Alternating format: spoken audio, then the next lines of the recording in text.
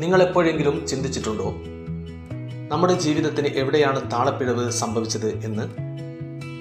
അതിൻ്റെ വേര് നമ്മുടെ ചിന്തകളിലും കർമ്മങ്ങളിലും വേരൂന്നിയതാണ്.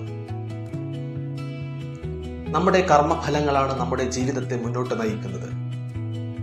തൻ്റെ കർമ്മഫലത്തെ തടയാൻ ഒരു ശക്തിക്കും സാധ്യമല്ല. ഒരുവന്റെ ഇന്നലകളുടെ ആകെ കർമ്മത്തിന്റെ ഫലമാണ് ഇന്നത്തെ വ്യക്തി. ശാന്തിയും ആനന്ദവും പരമപ്രേമവും ഈശ്വര സാക്ഷാത്കാരവും തേടുന്ന വ്യക്തി ആദ്യം പരിവർത്തനം നടത്തേണ്ടത് തൻ്റെ അകത്താണ്. ധ്യാനത്തിലൂടെ സ്വയത്തെ അറിയുക, യഥാർത്ഥ ഈശ്വരനെ അറിയുക.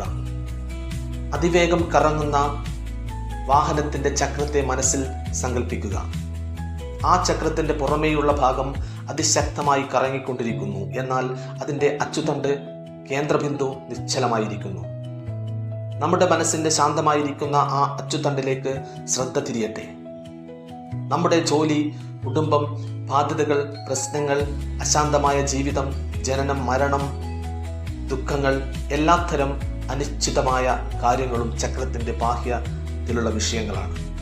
ഇതെല്ലാം ചക്രത്തിന്റെ ബാഹ്യതലങ്ങളാണ്. അവിടെ നിങ്ങൾ ശാന്തിയും സമാധാനവും തേടുന്നത് നിരർത്ഥകമാണ്.